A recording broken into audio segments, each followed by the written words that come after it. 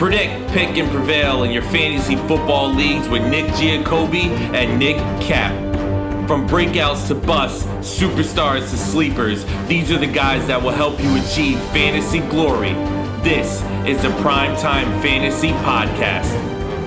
Welcome everybody to Season 2, Episode 44 of the PrimeTime Fantasy Podcast, where we give you our predictions, our picks, with the hopes that we help you prevail in Week 8 and the rest of the 2022 fantasy football season. I'm your host, Nick Giacobbe. Joining me is Nick Cap. Nick, we have a Thursday night football game tonight, and it features two, I would say good teams, but the Bucs look horrific. It's two teams that should be good, is what I'm going to say. Yeah, it's two teams that I think are a lot better than their record, but they're also not playing like as well as they should. I think it'll be an interesting one because one of these teams is going to get absolutely flamed the following week. The Bucs are the worst rushing team in NFL history. I saw that stat on Twitter today. Wow. Yeah, it's really bad. I'm pretty sure that's the stat that I saw. I'm gonna have to see if I could look it up right now.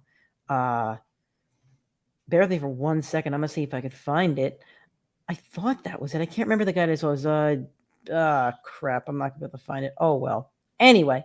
I thought I sent it in a group chat or something. I'll look around for it when we're talking. Anyway, it's going to be a fun show. It's a Thursday show. So what we're going to... My dog grabbed the toy and I think he wants to play. Want to play, Russ? It's funny. He never wants to play. Now he's looking at me and he wants to play.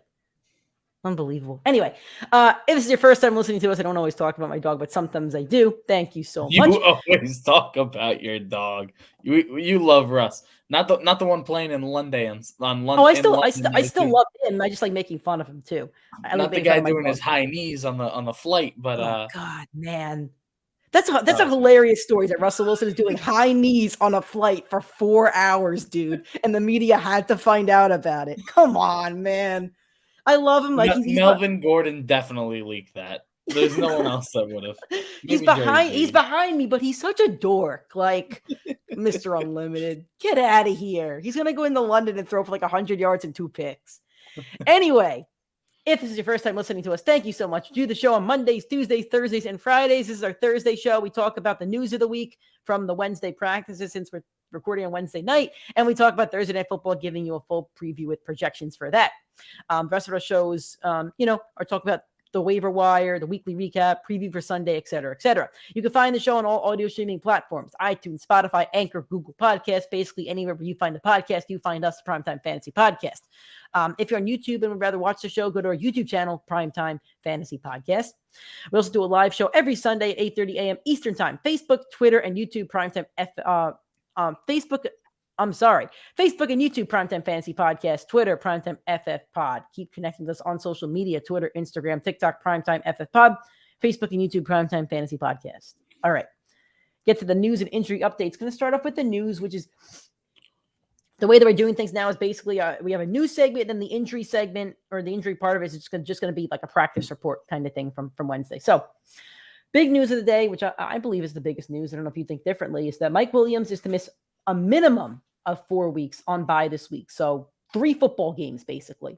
Those are 3 football games you could play Joshua Palmer. If you're in a keeper league or if you're in a dynasty league, this is a really good opportunity to pick up Joshua Palmer and potentially use him for next season. So, Nick, I think he was your number 2 waiver pickup. I think he was my number 3. So I don't know what else you want to say about this, but yeah, if you don't have Joshua Palmer, that sucks for you. If he's on your waiver wire, go get him. Yeah, I mean, it sucks for Mike Williams. We know the injury history. 2 of his next 3 matchups, like if he is out for the 4 weeks, and I'm assuming it's extended because they said minimum 4. Like usually you'll give the time frame of 4 to 6 or something like that. Minimum 4 gets me very worried. 2 of those 3 games were at Atlanta and hosting Kansas City. Those are 2 terrible secondaries. In his first game against Kansas City earlier this year, he put up 25 points. So not looking too good for Mike Williams, but it is looking very good for Joshua Palmer. Even I know he's on the bye week. There's a very good shot someone dropped him because he was out with a concussion and he got overlooked. Go take a look. He is probably there. And it's also good news for Keenan Allen and Everett and all those other pass catchers. Mac Jones took the first team reps in practice and will be the starter against the Jets. Nick wrote Jets in all capitals. No, the Jets. The Jets. Okay. Have you seen Bill Belichick's press conferences this week? I have, dude. Oh my god. You would think it was Nathaniel Hackett, Matt Nagy, or Urban Meyer. We'll see how they do in practice. We'll see what happens. We'll see what happens. The worst. You must be oh man, it's. I was watching it earlier on NFL Network and it was rough. But anyway, I don't believe anything that comes out of the Patriots organizations or Belichick's mouth. Sorry, that's how it is. Jameis Winston is healthy, but the Saints are rolling with the Red Rifle. Bad decision because Jameis is a really fun quarterback and makes every single game that they play a lot more fun. For fantasy purposes, Andy Dalton might be the better quarterback.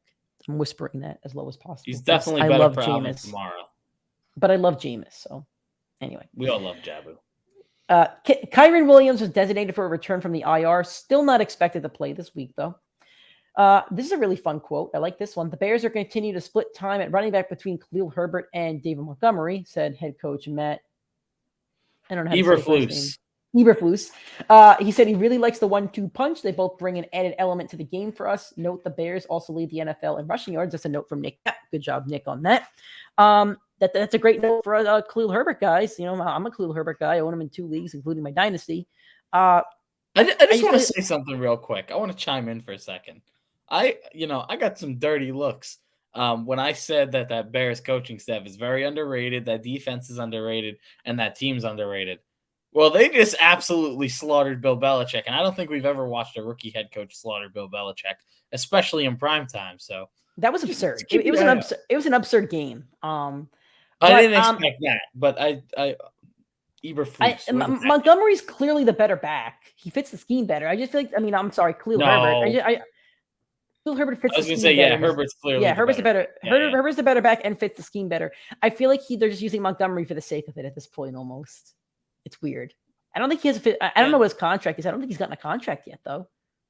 I don't know. No, I mean, like for football, they're both playing well, so it's not worth it's not like the Jaguars. Like even James Robinson was playing well up until they limited his role, and it's not like Khalil Herbert, like Travis Etienne, has like exceeded him and played better than him enough to jump the depth chart. I thought week 1 he did, and then he played well when Montgomery was out, and then they've given it all to Montgomery. So I think Khalil Herbert's not getting the opportunities yet, but that's another one that maybe he becomes a league winner later on in the year. Maybe he's one to watch out for. Absolutely. So Jamison Williams with a knee injury. Dan Campbell says he's still about a month away from a return. Not sure if he's going to be fantasy relevant this year. This is this year's Kadarius Toney, seems like to me. And Mr. Limited Russell Wilson claims he's ready to roll for Sunday. 9:30, guys. After the Primetime Fantasy Podcast goes live at 8:30, you roll right into the Jaguars and the Broncos. That's wonderful. That's how you start your Sunday morning, man. That's a football game, all right. That's a football game. I'm hyped for it. Good news for Cortland Sutton. Alrighty, injuries. These are players who did not practice on Wednesday. We're not really going to comment much on them because, again, it's Wednesday. Got to see what happens. Cam Akers, personal matter, is going to get traded. Probably. Darrell Henderson, illness, one to watch, but should be fine. Deebo Samuel, hamstring. It is one to watch. It's a hamstring, but Tyler Lockett's played the last 2 weeks with hamstring injuries. Speaking of Tyler Lockett, you don't have him in the notes, but I think he did practice today, I think. Michael Thomas still hasn't practiced with a toe. That's a big one. Devontae Adams, illness, should be fine. Ryan Tannehill, ankle. I think he's going to be fine. Ezekiel Elliott, likely to miss this week's matchup. That's a new one. I don't remember him getting hurt during the game. This seems new to me. He did get dinged up, but I think he played through it, which was weird. Okay. So big Tony Pollard. He wasn't officially ruled out yet, but like to do it this early is kind of shocking to say that. DK Metcalf with the knee. Pete Carroll said it's going to be quite a few days. I think he misses at least this week, and then maybe he's ready to roll next week. Chuba Hubbard with the ankle. Steve Wilkes said the backfield will still be a committee. Makes sense. Alan Lazard with a shoulder.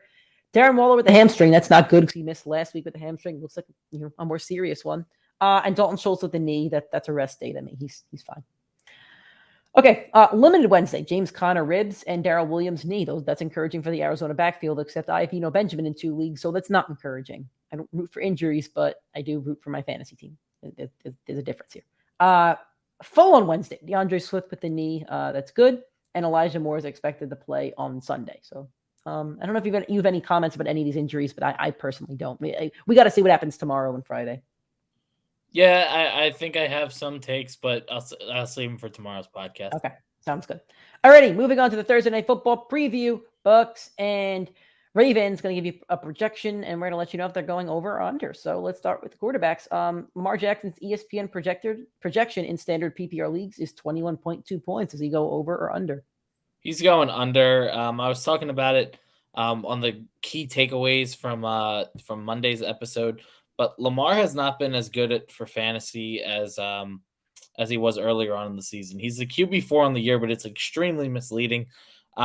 He has not outscored 18 points in the last 4 weeks of football. These include some favorable matchups to the quarterback. He had a Cleveland matchup in there. He had Cincinnati, who wasn't good at that time. At the time they faced Buffalo, Giants, clearly better defenses, but like he hasn't been too effective. And I know that the Bucs defense didn't look great, but they're going to come out with a vengeance. They're going to be a lot better.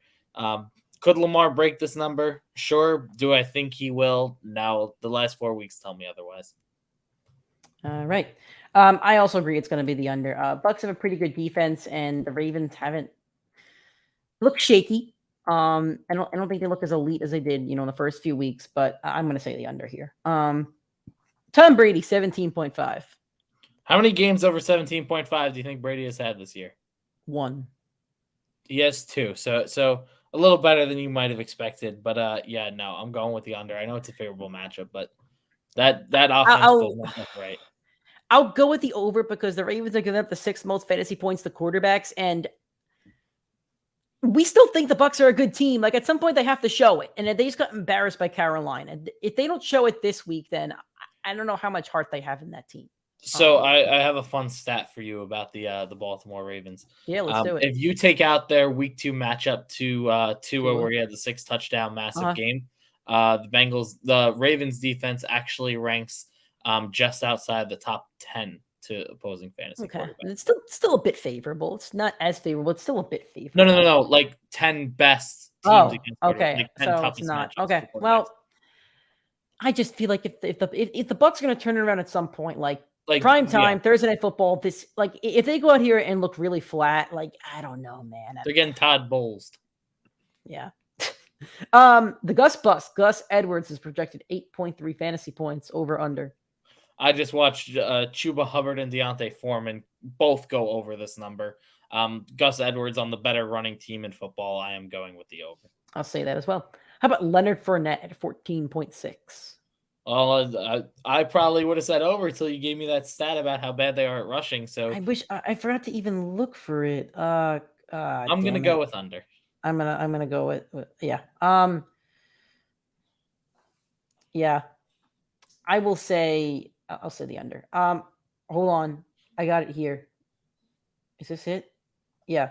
So the Bucs are the worst rushing team in football, 32 yards per rush. I did pull up the Twitter account. It's Dove Kleiman, NFL _Dove Kleiman, and he posted this earlier. I got to scroll down a second. I know it's bad radio, so I apologize for that. He says currently the Bucs are literally the worst rushing team in NFL history.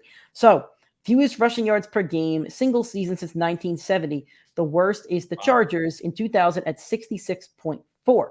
The Bucs this year are averaging 45. I believe it's 45.4, something like that. So 50 yards.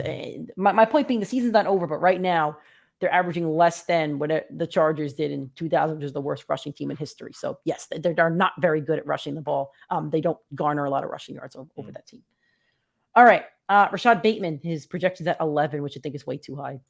I agree. It's way too high. I'm going under. Yep. Mike Evans, 15.6. He would have hit that just with this touchdown last week that was dropped in our league. I'm definitely smashing the over here. Yeah, I'll smash the over. They do not have a good pass defense. Mark Andrews, 15.9. I think that's a good number. I don't think he's going to boom, but I do think he gets so much workload where that's like the safe number. I'm going to say he hits that projection. So right around that 16 mark. Yeah, I'll say right at 15. So slightly under. Chris Godwin for the Bucs, 14.4. I'll go with over here as well. I think that they're going to be able to make it up in yards. I'm not sure how they'll do in the red zone.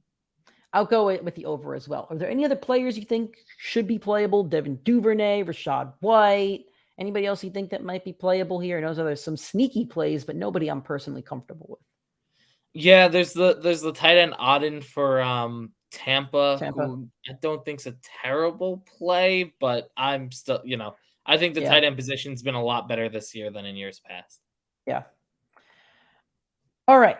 That is our show. Hopefully you guys enjoyed Thursday Night Football tonight. If you enjoyed this show and you're listening on an audio streaming platform, please give us a 5-star rating and a review. If you're on iTunes or Spotify, we'd appreciate that. If you're watching this video on YouTube, hit that subscribe button, hit the like button on this video, share the link with your friends. We'd appreciate all of that. Tomorrow, I know the show is short, but it's a Thursday show. That's what they are. Our Friday show, though, is always super long. It's our favorite show of the week, besides the live, probably. We get to give you our all boom, all bust teams, our flex on them segment, injury report. It's going to be a lot of fun. It'll be a long show. Make sure you check in with us for that, whether it's on YouTube or on our audio streaming platforms. I do want to remind you guys, we'll be live this Sunday, like every Sunday, 8:30 a.m. Eastern time, Spotify, Apple Podcasts. I'm sorry. What am I? That's what we do every day. The live is going to be on YouTube, Facebook, and Twitter like this every Sunday, 8:30 a.m. leading into the London game. Thank you guys for listening to this episode. We appreciate that. Enjoy Thursday Night Football tonight, guys.